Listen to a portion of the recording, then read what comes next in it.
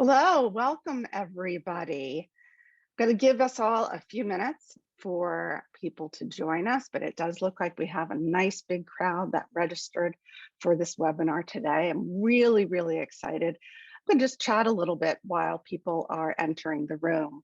My name is Randy Silverman. I'm the founder of the Youth Mental Health Project, and I am so thrilled today to be having this conversation with Morgan's message about the mental health of young athletes.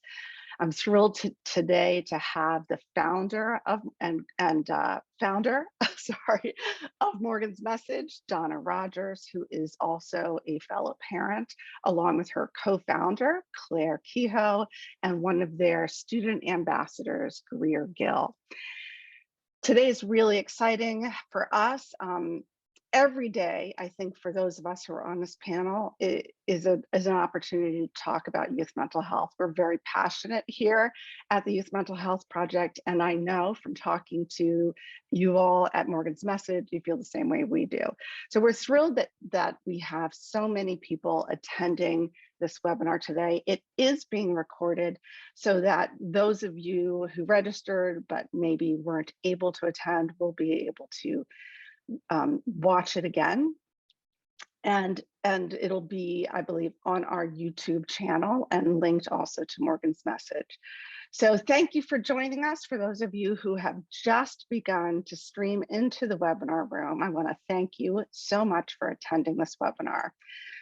My name is Randy Silverman. I am the founder of, what am I? My name is Randy Silverman. I'm the founder of the Youth Mental Health Project. It's been a while since I've done a webinar, I have to say. I'm excited to be back speaking with everyone. At the Youth Mental Health Project, our mission is to educate, empower, and support families and communities to better understand and care for the mental health of our young people. We're doing that today with this webinar. This webinar is part of our series to help educate people. We believe that education is power, knowledge is power, and that if we want to end the blame, shame, silence, and misunderstanding around the topic of mental health, we have to be able to speak openly about it. We have to share stories, and we have to educate people beyond what some of the myths are and the misunderstandings in order to bring the topic out of shame and blame and out of silence. I know, talking to Donna, who is the founder of Morgan's Message, that she feels the exact same way. And so this webinar, where we want to focus on the mental health of young athletes, is so key in helping to break those myths and stigmas, to bring out stories and bring it out of the silence, and hopefully to share some education with those of you watching. Our experience is that those of you attending are probably from all over the country. Perhaps you are parents, or perhaps you are mental health professionals, perhaps you're teachers, perhaps you're athletes, perhaps you are young athletes yourselves. Whatever the case may be, you're here because you want to make a difference, or you want to learn about what you can do to support our young athletes and to make sure that they understand that their mental health is as important as their physical health. And how can we go about supporting them on their journey, both in high school and in the younger years, all the way through college? And that's the focus of Morgan's Message. So let's see, we have, it seems like the room is filling up, and rather than continue to stall, as it were, I don't know if everyone can actually use the chat. A little bit of housekeeping. If you have questions, and I hope you do, or comments, please feel free to use the chat. I'm going to introduce everyone at Morgan's Message. We're all going to talk a little bit about why we're here and what our stories are. But we really want to answer questions from the audience. So those of you who are listening, perhaps you could just say a quick hello, tell me where you're from, or if you're a parent, a teacher, so we can get a sense of who the audience is out there. And please feel free to ask any questions that come to mind. If you do not want to ask to everyone, but would prefer to send me a private chat, I will make sure to read those questions and hopefully moderate this discussion so that your questions will be answered. So please feel free to use the chat. All right, any other housekeeping? If I think that's did I miss any housekeeping? No, I think not. Oh, great, we're starting to see we've got advocates from California, a New York teacher, Connecticut Youth Council, Washington State, a parent, a coach, and a para-educator. Thank you all so much for putting all of that in the chat. And let's keep chatting while we are chatting here, the four of us. Youth services in New Hampshire, all over the country. It's wonderful to have you. Okay, ladies, Morgan's message.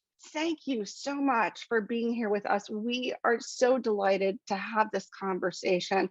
I think we all know how important this topic is. Youth mental health has been something I've been passionate about for the past 18 years, since my very young son was diagnosed with depression, anxiety, and bipolar disorder when he was 9 years old. And for those of you who know anything about me, that led me to my journey of mental health advocacy. It led me to create the Youth Mental Health Project because I didn't feel there was enough open conversation and education about youth mental health. The topic around athletes is so timely, and I think there are a lot of misperceptions about young athletes and their struggle. So I'm so happy to have you here today to speak specific to that. Donna, as the founder of Morgan's Message, would you mind introducing yourself, telling us a little bit about why you founded Morgan's Message and what your mission and vision for the organization is? Of course, of course.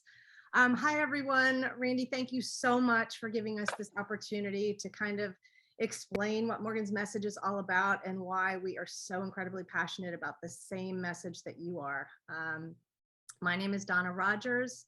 I am one of the co-founders for Morgan's Message that we founded. We're coming up on 2 years. I have had a crash course in the last 3 years from going from a parent that knew very little about mental health, mental illness, any sort of mental struggles, to I feel like I know more than I ever wanted to know, but education is good. I encourage education. I'm still learning every day, and I'm an open book. So yes, I ditto what Randy said. If you have any questions, feel free to ask, because that's what I'm here for. So Morgan's Message was created in the wake of us losing our daughter, our friend, our teammate. The co-founders got together. We lost Morgan to suicide in July of 2019. I'm so Morgan, sorry. Thank you. Morgan was an incredible person, incredible academic athlete. She attended Duke University and was a member of the women's lacrosse team there. From the years of, she started as a freshman in 2016 and was supposed to graduate in 2019. We did lose her to suicide in July of 19, like I said. So we created Morgan's Message because she did not struggle for years and years and years. In our perception, it kind of snuck up on us, and we've learned a lot from this. From her perception, as we have found out, it was lasting longer than we had ever realized, but she was really good at masking and hiding things. So that's one of the reasons why we started this, because she felt that she was very alone, and we know for a fact that she was not alone and is not alone. So in summary, our mission for Morgan's Message as an organization, it's to amplify stories, resources, and expertise to confront student athlete mental health, build a community by and for athletes, and provide a platform for advocacy. Our vision will be to strive to eliminate this awful stigma that surrounds mental health, especially in the student athlete community. We want to equalize the treatment of physical and mental health in athletics. And we aim to expand the dialogue on mental health by normalizing these conversations and empowering those that are suffering in silence. And most importantly, supporting those that feel alone. So we work on college and high school campuses, and we'll get into the details of what we do. But obviously we have a huge passion. Morgan was an incredible person, an amazing daughter. She's very deeply missed. And society kind of failed her in the fact, if we wrap it around the stigma that surrounds mental health. Timing on this, incredible, right before COVID hit, right before all the famous,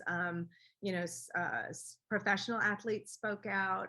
We had a very rough spring with the NCAA, some college athletes that we lost. So we are fired up more than ever as an organization to break the stigma and really make a difference when it comes to the lives of these student athletes. That's fantastic. Your work is so important, and my deepest condolences to you and your family and all of Morgan's friends. I was very lucky. We talked about this in our conversation, in that my son's symptoms, as it were, and severe illness came on when he was so young, that while it was devastating, he lost his childhood. At the same time, we did have the warning signs. We knew he was in trouble very young. We still believe that had we known more earlier, we could have prevented a lot of the trauma that happened after that. But we are the lucky ones. Unfortunately, as you know, and for those of you who are listening may or may not know, suicide is the second leading cause of death in ages 10 to 24 years old. And that's all around, and not just athletes. One thing I wanted to know about Morgan, and I know this from talking to and reading your website, but Morgan was an athlete, right? And that's why you're focusing particularly on the young athletes. And I'm assuming, well, I would say there's a very specific kind of extra burden, maybe in some ways, on athletes. And I wondered if you could speak to that a little bit. Sure. Mental health obviously doesn't discriminate. It affects every age, every gender, every socioeconomic pocket of the world. But when we were trying to really make a difference, we thought, athletics were such a huge part of Morgan's identity that it just seemed natural to go down that road with her, Mhm. or with this organization, if it was going to be created in honor of her. The other thing is not that it's worse or better, but we believe that student athletes at the high school and the college level, and even beyond, they have a unique pressure that doesn't really exist in the average student. And that's not to say that an average student or a young person isn't under pressure on their own. It's just they have a unique set of pressures. Being a part of a team, kind of, people equate it in the college, at the college level, of being a job as well as a full-time student. And you're talking 17, 18-year-olds that are coming in as freshmen to all of a sudden have a full-time job as well as a full-time student. They just run into some unique challenges. So we really did just feel that to start, this was the perfect starting point. But we are well aware. And as we get into some of the details of Morgan's message and what we do, we encourage students of all realms to join some of the Morgan's message chapters. We don't isolate and only work with student athletes. So Oh, that is that our direction that we started. that's really interesting, and thanks for sharing that. Yes, I mean, I think there is maybe a perception that if you're busy and you're an athlete and you're physically, successful and competitive, then yeah, okay, you're under pressure for being competitive, but really you're so healthy. And I think there's maybe a misunderstanding around that. And you're absolutely right. Any person, our message at the Youth Mental Health Project is we all have mental health, all of us. Sometimes we have good mental health and sometimes we have bad mental health. And sometimes we struggle with a disorder. So how do we normalize the conversation, as you said, so that young people can talk about it and be more open about it? Well, it leads me to Claire, because Donna, you and I grew up in a very different generation where really it was never talked about. And my experience talking to young people is that the younger generations are much more open. They might not know where to go or how to begin, but they're open to talking about it. So, Claire, I'd like you to introduce yourself.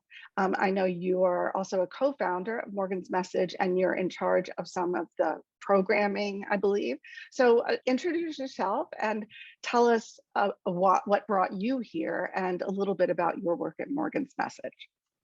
Yeah. So, hi, everyone. I'm Claire Kehoe. I grew up with Morgan, so definitely in that younger generation. I'm 25 myself now, but Morgan and I grew up playing club lacrosse together since middle school. Club lacrosse is basically the travel competitive league that we started when we were in middle school and all the way up through the end of high school. So I've known the Rogers for a while now, and Morgan and I actually went to college together. I was on the women's club lacrosse team at Duke while Morgan was on the D1 team for most of her time. So I also really witnessed firsthand even the difference in our experience just from differing levels of being an athlete at that level. And then I graduated in 2019, moved to New York. I was doing research up there for a little bit. Originally was on the pre-med track. I've always been interested in mental health academically. That was really accelerated after losing Morgan. I was in my first kind of weeks of work trying to figure out post-grad life, and that's when Morgan passed. So I actually have pivoted my career a bit. I'm actually a nursing student at Johns Hopkins right now, and I plan to eventually become a psych mental health nurse practitioner. So with Morgan's message, it made the most sense for me to really be involved in the education aspect of our organization. So it's called Morgan's Message Education Program, also known as our ambassadors.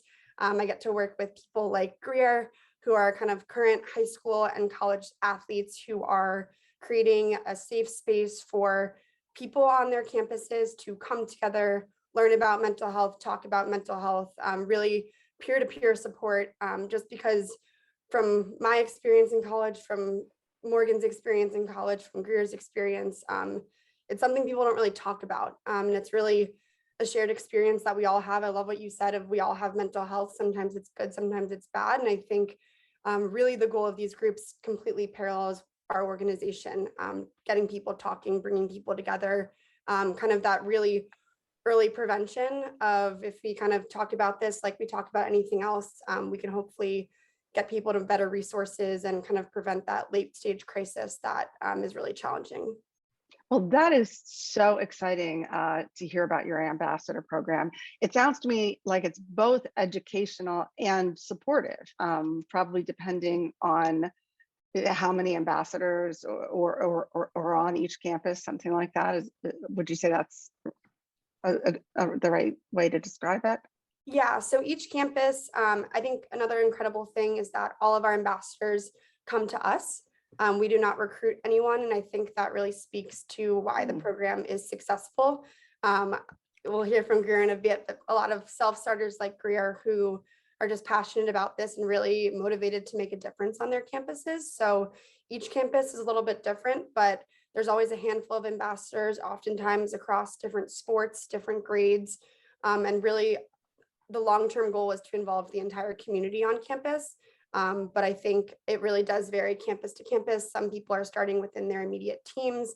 I'll let Greer speak to kind of their success at UVA because she did an incredible job of getting their group started. But yeah, it's been really powerful to see so many students come together. I think our generation, there's a lot of good advocacy happening, and it's pretty powerful, I think, to empower administrations, athletic departments, counseling centers to really act when you see so many students coming together and really using their voice to demand change. That's fantastic. Really great work. Thank you so much for sharing and for sharing the story. And thank you for going to school to become I think you said a psychiatric nurse practitioner. Is that correct? There aren't enough of you. We all know there aren't enough mental health providers in general. And so for the rest of you who are listening and watching this webinar, who are mental health providers, cannot thank you enough. There are not enough of you to go around. We know it's hard work, and I like to encourage young people to enter the field. It's a blossoming field, and we need more of you. Greer, you are a student ambassador at UVA for Morgan's Message. I'd love you to tell our audience a little bit about you, what you do as an ambassador, and what brought you to Morgan's Message. Absolutely. Thank you guys so much for having us. This is awesome. My name's Greer Gill. I just recently graduated from UVA this year, and I've been a student athlete there. I played field hockey for 4 years at UVA. I got involved early on with Morgan's Message. My older sister went to Duke with Claire and Morgan, and she played field hockey as well, and then played club lacrosse. And so once Morgan's Message was started and she heard about the ambassador program, she thought that would be a great fit for me. And I also have another twin sister that plays field hockey at Georgetown. And this was also right kind of after COVID hit. And so that's when I was struggling a little bit myself, kind of lost without my identity had been wrapped up in athletics. And once COVID hit, there were no fields to go to, nothing to train for. And I kind of found myself a bit lost, Mm. and kind of developed a pretty bad eating disorder during that. And so when I heard about Morgan's Message, I was incredibly excited to be a part of something that I felt like would help me get back on track and kind of aligned with everything. And so I started the chapter at UVA, which we now have over 50 members of our chapter, and I think Great. about 15 of which are, thank you, are officially with Morgan's Message, the organization. And so we do a whole lot from just meetings, just to talk to each other, share our own stories, share that we are not alone, and that everyone has their struggles, and that's okay. And we'll kind of get through it together, as well as just bringing more awareness to the struggle that student athletes face day to day, and kind of sharing that we have to be strong, but it's okay to express weakness. And I think that's something that a lot of times athletes are afraid of doing. And so, yeah, that's a general overview. Yes, sorry, I had a little bit of feedback, but that is fantastic, Greer. So it sounds like you as a student yourself had some struggles. And how did you find getting involved with Morgan's Message? I mean, you spoke to it a little bit, but how did that help you personally in your own journey with your mental health struggles? Yeah, I think, and I mean, I was getting the help that I needed by the time that I became started the chapter at UVA. So I felt a little bit more comfortable.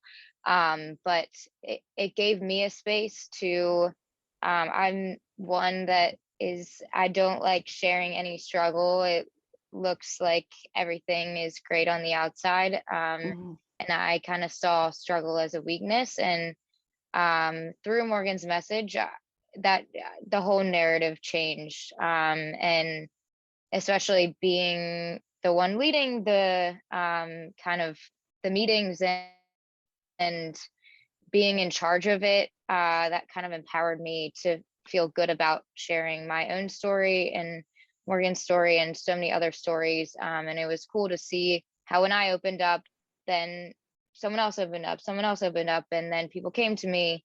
And that definitely helped me just to see that it's normal. Everyone goes through ups and downs with mental health, and that's okay. And I think creating a community within your school that empowers others, and really kind of helps to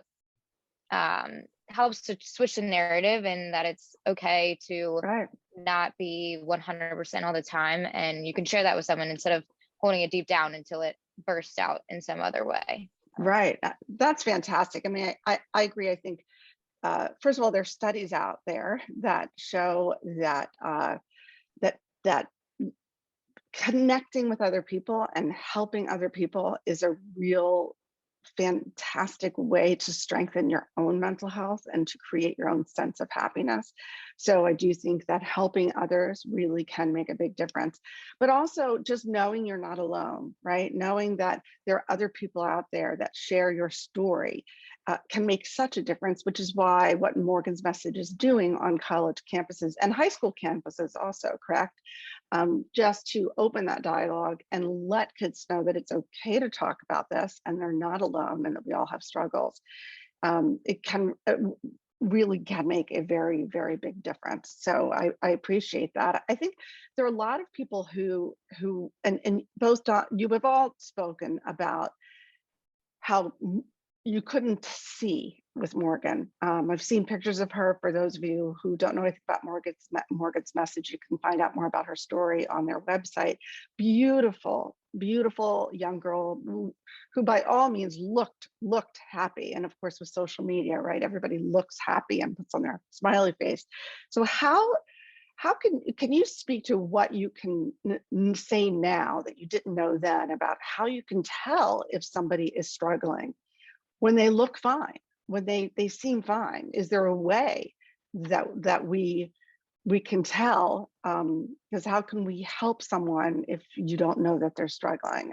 Donna, I don't know if you have anything to I mean, it's hindsight's 2020. I know that I learned a lot after of things that I wish that I had known differently. But I'd love to hear from your perspective. What would you say to a parent who just isn't sure? Right. Well, it's very tricky. You have to obviously understand that every individual is very different from another. Mhm. Morgan struggled in college, which made it very difficult for us to keep an eye on her or to notice the subtle changes of her personality, Mhm. because she didn't live with us.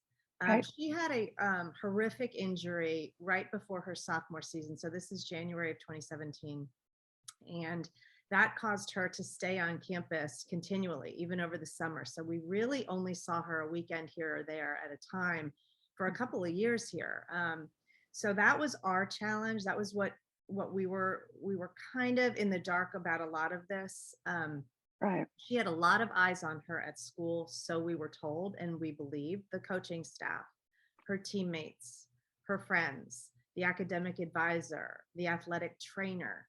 So at one point, I was driving her crazy, and she was literally so angry at me, and that because I kept checking in, because I just wanted to know how she was doing, how she was recovering, how was school, how were her friends, and finally, Right. she asked if I could just please back off because she had so many eyes on her, and could I just give her a break?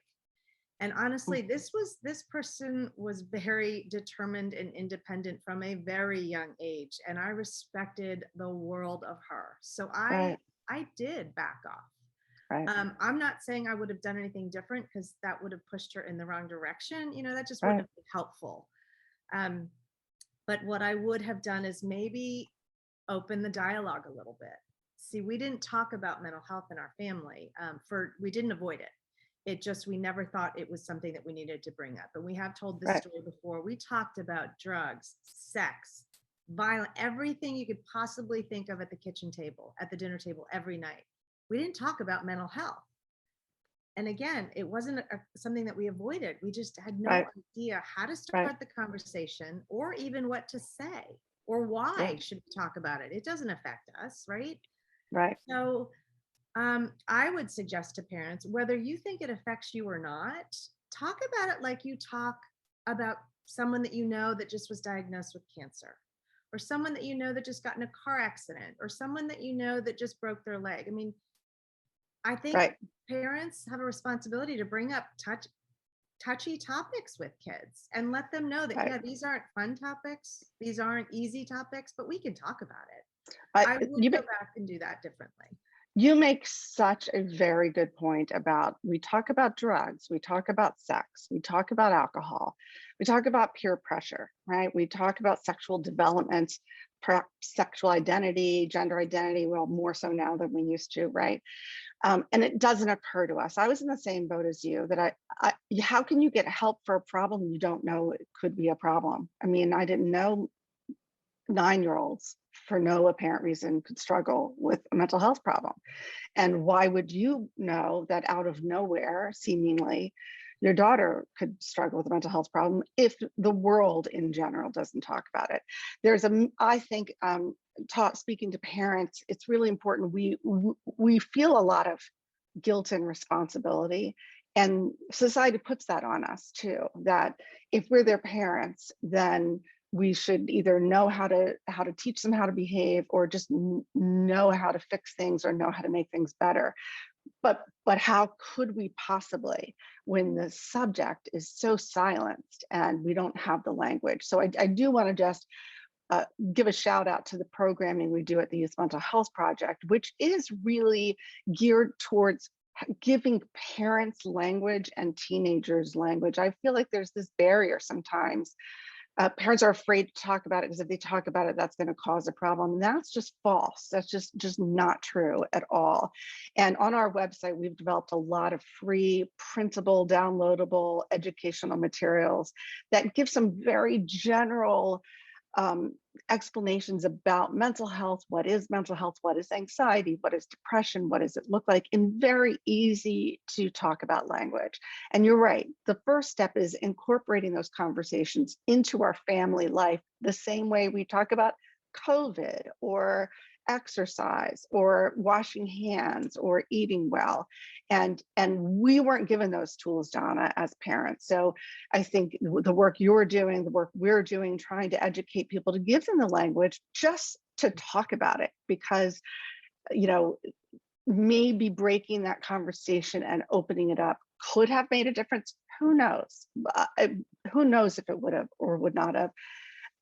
But we didn't have those. I didn't have those tools either, and I believe it led to years and years of delays in treatment. And in speaking with survivors, family survivors of suicide, I hear that a lot. That we didn't have the language, we didn't have the tools, and I think what's great about your generation, Claire and Greer, is that maybe you didn't at one point have the tools, but you're now learning more and more about how to have those tools and how to bring about those conversations, so that when your generation become parents, it'll be more natural for you to talk about it and to understand it. But I thank you, Donna, for sharing that. I think that is really an important point. Claire or Greer, either one of you, I know, being an ambassador for Morgan's Message, you probably have a lot of young people coming to you who are struggling. And what advice would you give to another young person who has a friend who's struggling, and they don't know what to do or what to say? Is there any advice you could give for the young people out there who might be listening and not sure how to handle when their friend is struggling? Yeah, I think for me, the biggest thing is just showing love and support unconditionally. I think isolation is such an aspect of poor mental health that, again, this feeling of you're alone, you're the only one going through this, and especially in a hard time, I need to put on this happy face so that no one worries about me or nothing.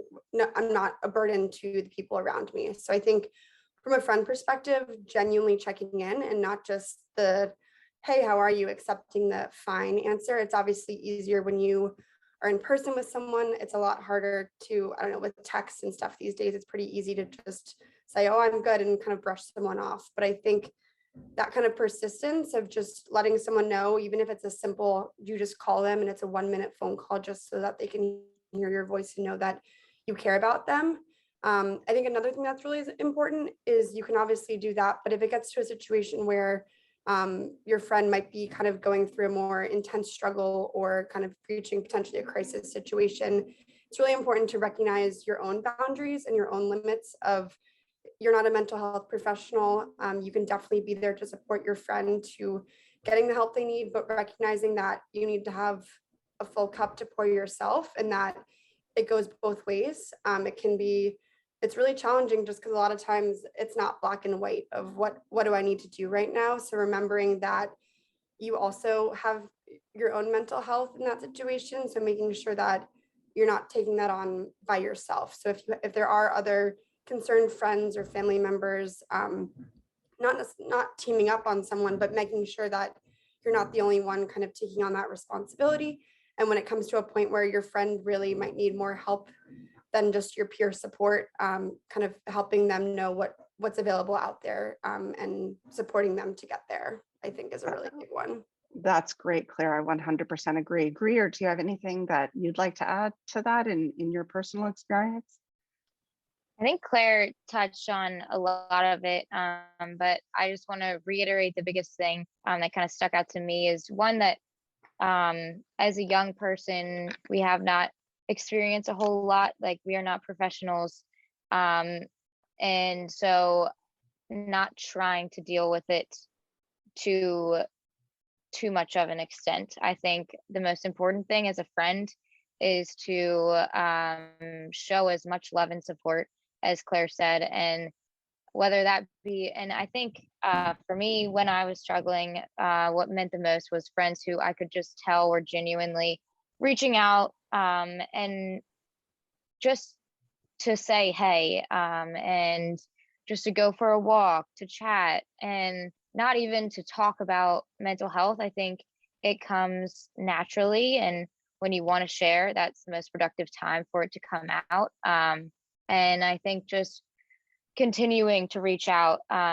Yes, it's nice one time, but show continual support, and just let them know that they're loved. I think the most important thing is just feeling that you are not alone. There's so many people that love you, like we've said before. Right. That's a really great message. And you're right. It's really important for young people to understand there are limits. You're not professionals. I'm not a professional. Donna's not a professional. We're hoping, Claire, you will become a mental health professional and you're on your way. There is a lot to be said for lived experience. And we all here on this panel have that lived experience. Donna, you made a comment, you've learned more. I feel like I could have 5 doctorate degrees by this point with all I have self-taught and based on my experience out in the world as a mental health advocate. I do believe that peers are their own best resources, and that is both for students and for parents. One of our programs is the Parent Support Network, which is a sort of, I guess, like Ambassadors, it's a peer-to-peer support group, both virtually and in person, for any parent who's concerned and doesn't know what to do. We get our best information from peers, but we always say, we're just parents. I can tell you from my experience what I feel. I can give you some of my resources I used, but it won't be the same for you as it is for me.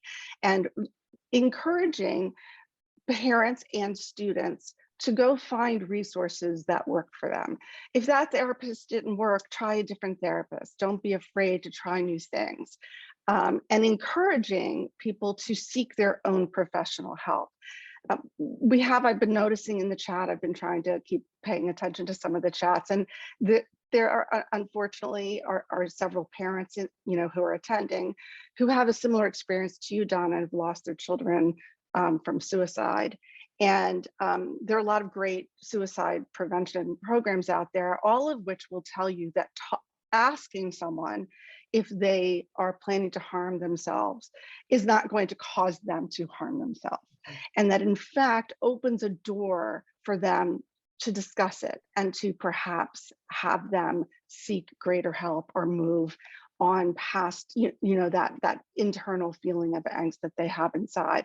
And so there are a lot of good resources out there for that. And so for students and parents to recognize that talking about it is not necessarily the thing that's going to make it happen. It's the not talking about it.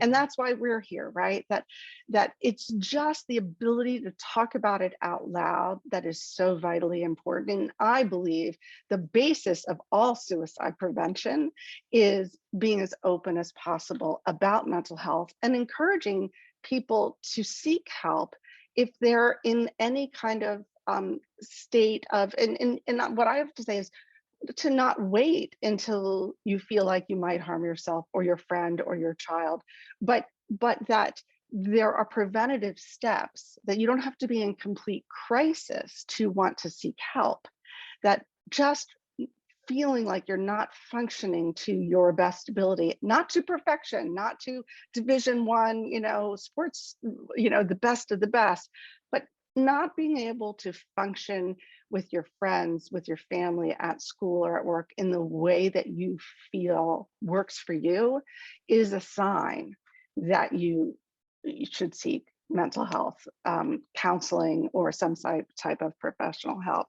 And while there aren't enough resources out there, there are resources out there. I feel like I've seen some people plop some resources in the chat. Again, you can go onto our website for resources as well as Morgan's message. for resources. Speaking of resources, we've talked a lot about sharing stories, and I feel like that's in fact what we're doing here in this panel is sharing stories, letting people know they're not alone. Another thing that you do is you have a podcast, right?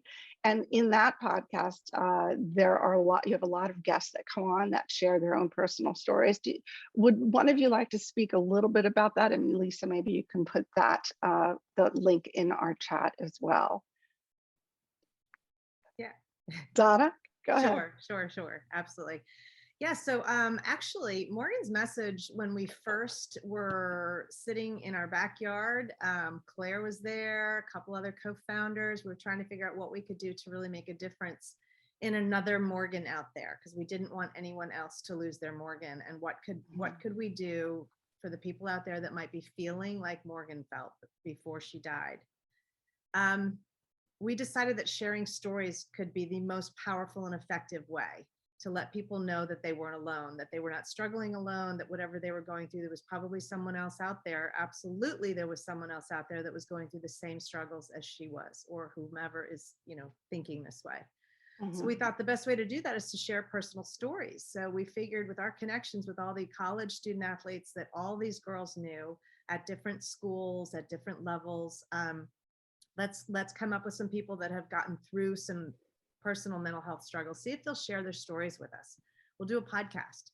And if they don't want to share their stories personally, they can write them down. We can read them. We can keep them anonymous. Anyway, we would do anything in order to get these stories out there so that people listening would be like, wow, okay, I kind of feel that way too. So I'm not alone.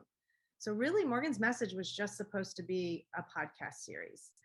Fortunately, we have Kat Zimpolek, an amazing, another co-founder, is the host of our podcast series, as well as Skylar DeBray, who is a professional soccer player, came from Duke on that soccer team. So they were co-hosting the first couple seasons.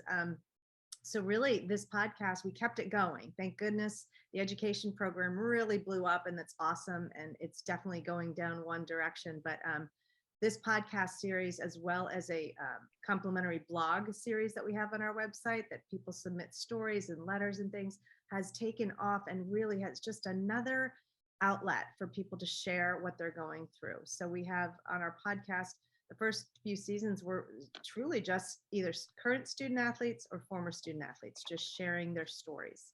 It has since expanded to mental health professionals, professional trainers, some life coaches, things like that, just to give it a little bit more well-rounded feel. But highly recommend if you're interested in this topic. I know Claire and I always say we're so biased. We love every single one, and we've learned something from every single episode.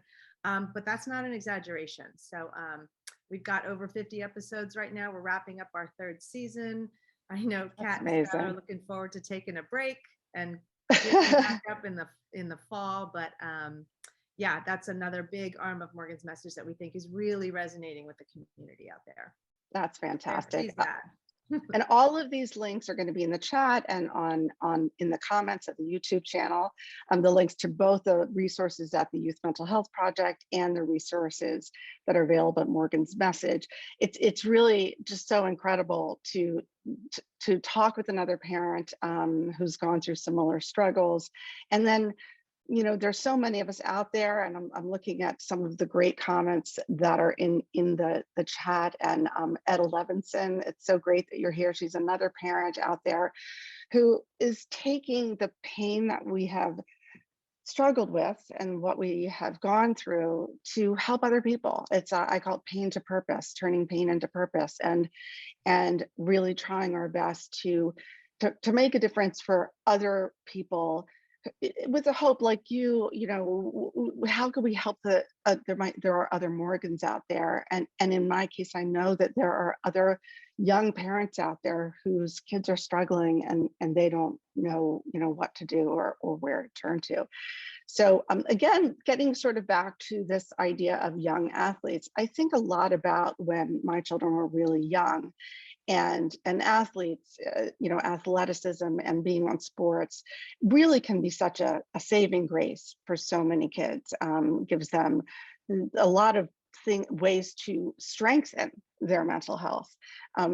and that being an athlete and dealing with the competition itself is not necessarily, oh, that can be bad for your mental health. Actually, there are a lot of positives in getting involved in athletic competitions or teams. So I wonder if you could speak a little bit about what kind of advice you would give to the young parents of athletes, or the coaches, or the mental health workers of young athletes. What are ways that we can make sure that engaging in these activities strengthens their mental health, as opposed to, wears them down with competition? Or in your case, Donna, and this is, I'm asking multiple questions here, I'm sorry, Morgan had an injury, and then from what I understand, that really, changed her identity. It impacted how she saw herself.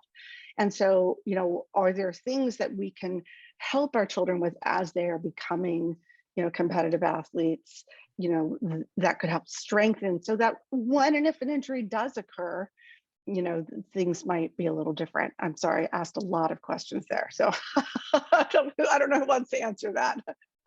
I can start.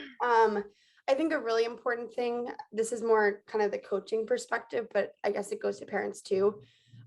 Remembering that we're all human. I think especially especially as you get to a higher level, but I mean, the number of young athletes who are on kind of elite club travel programs from such a young age, I think there is such an immense pressure, which, like you said, that you learn a lot from that can be beneficial, but I think it gets to a point where it's not beneficial. So I think kind of the authority figures need to remember that kids are kids at the end of the day. And yes, while there is a lot of kind of fun that can come with playing at a high level, recognizing that we're not just these kind of superhuman robots that can just kind of go until we break. Remembering kind of to check in, not just on kind of your conditioning and your strength training and things like that, but remembering to check in on your athletes as people too. One of the things that we would love to see, I think eventually through Morgan's message, is that there's so many kind of physical health checks in place, even just for youth sports. You have to have a physical every year, or it's even more frequent at kind of a college level of kind of the physical training you have to go through to make sure that you're well enough to play. I think implementing kind of mental health checks as well seems like it's kind of strange that it hasn't existed before, but I think recognizing that the brain is one of the most important organs in our body, just like any other kind of muscle or thing like that, and that we've only been focused to this point on athletes as this kind of machine rather than athletes as people. So I think if you're a coach, if you have any relationship to kind of athletic departments, club sports teams, anything of that nature, as a mental health professional, advocating that these kind of systems in place really need to support the whole person and not just the kind of physical aspect of an athlete. I think, I don't know, it seems simple, but adding that kind of layer, just like screening for anything, helps us kind of recognize kind of more of those signs early on. I think that's a huge way that sports can kind of toe the line of being this really awesome outlet for so many people, without getting to a point where it's sending someone to a breaking point. I think that everything you said was so on point, Claire, and perfect. There's a great comment in the chat from Alice. Alice, thank you. That coaches need administrative support. She writes, I am currently attempting to help a struggling athlete and have been told that I'm overstepping my bounds and to back down. Both admin and parents are fighting me. Now, I hear that all the time, not just with coaches, but with teachers, right? Teachers in the classroom who see things and are afraid to say something either to the parents or to the administration because A, they're not sure what language to use, and B, people are they're getting fight, they're being fought on every turn. And I tell me if I'm wrong, Donna, but I think you would agree with me that education is power. And so maybe approaching the administration or the parents with educational materials. Let's do educational workshops for our parents and our athletes about what is mental health. How can we strengthen that? There are a lot of great educational programs out there. We have gone to schools, we have gone to all sorts of organizations creating workshops, and we're not the only ones. There are a lot of great mental health awareness programs out there, and that's a place to start within your community. I've done a lot personally, a lot of workshops in communities. I've done film screenings in communities where the point is to bring about a real conversation and bring about some education in the community about the importance of mental health. What is mental health anyway? How do we know what signs to look for? What do we do? There are specific answers to these. And again, I'm going to focus back on our printed materials, which have some very specific answers, and they're downloadable and free from our website. But there are also it's an opportunity for you as a coach, as a parent, as a teacher, to go to the administration and say, well, let's have an educational evening or day, both for the students and parents. I personally believe getting the students and parents on the same page, and the teachers and the coaches and the pediatricians, none of us are given this education. Teachers aren't, pediatricians aren't. And how can we bring that into the program so that it becomes part of the regular program of coaches and parents checking in on mental health the way we do their physical health, particularly important for athletes. I 100% agree with you, Claire. I think that there was another question earlier, and I've lost my track on the chat about for Greer, about how your parents handled, do you have advice for parents? I think as parents, we want to hear from young people, what could we do better? Is there something we could have done that we didn't do or didn't know to do? And whether either you or Greer, Claire or Greer, have a perspective that could be helpful to the parents or coaches even. What would you have liked to see from them, or what did you see from them that helped? Yeah, absolutely. I think one thing also to acknowledge is that mental health, there's not one solution for everyone. It's kind of going to be what's helpful to one person may not be helpful to someone else. And so to recognize that and try to cater to your child or your teammate or whatever. I think one important thing for parents, I would say, is that especially, it depends on what it is. But like for me with eating, I think it is natural for a child to get mad or angry when a parent says something, or even a friend. And so I would say not to be discouraged by that, because I'm sure, like for me, although I was initially angry, it registered with me. And then that's kind of what actually forced me to change. I think language is incredibly important, as we've been talking about this whole time. And no one's going to be perfect with that, but it's incredibly important to just be very aware. I think also framing it as not that it's a problem or something that's wrong with your child, but instead framing it in different ways and starting the conversation by just checking in on them. And I think things will come more naturally. It really does depend on the situation, but I've definitely found that when I want to talk about it, I want to talk about it. And that's hard because you sometimes you are forced to have to talk about it. But I mean, also, I think sharing your own struggles could be a huge help. I know my mom talked to me about how she's been on anxiety medication since I was born, and I had no idea until a year ago. And that was something that just was incredibly helpful. And even that can be something tiny that they struggled with, but kind of just, I think my family, my mom played college field hockey. Both my sisters play college field hockey. So we're kind of a family of athletes. And I would say we were never really that emotional with each other. And so recently we've been trying to, and even just complimenting each other on little things has been incredibly helpful. And especially with my sisters, there's obviously, I'm probably one of the most competitive people you'll ever meet, and my older sister is probably even more competitive than I am. And so I think that's hard because a lot of times, and sport kind of brings that out also in us. Mm, And so I think a lot of times finding that complementary side of each other, and it's the little things that actually mean a ton. Saying, "Oh, you look beautiful tonight," instead of, "Oh, like what's that outfit?" But I would say just kind of taking every little moment and showing that you obviously your kids know that you care about them, but trying to genuinely check in and see kind of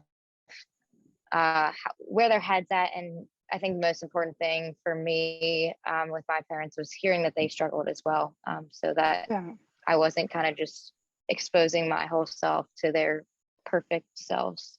That is really beautiful, Greer. Thank you. You're absolutely right. I think we're parents. First of all, there are a lot of have gotten some comments about, well, what about parents who are in denial, right? And there are a lot of people who feel like if a parent's not willing to tackle it, they must be in denial. Try to recognize that part of it is just the culture of shame and blame and silence, and that there isn't enough knowledge or education out there. So what may feel like denial really may be a lot of fear and misunderstanding, and that's where education comes in, right? And how do we teach ourselves more?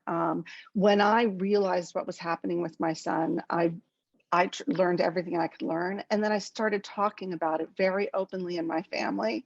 I realized I had struggled for years, and all of that helped my other children as they grew up. It became such a household conversation all the time. I'm sure they were sick of it, but they knew it was an okay conversation to have. So um, for parents, it's hard, but try your best to learn what you can and make it part of the everyday conversation.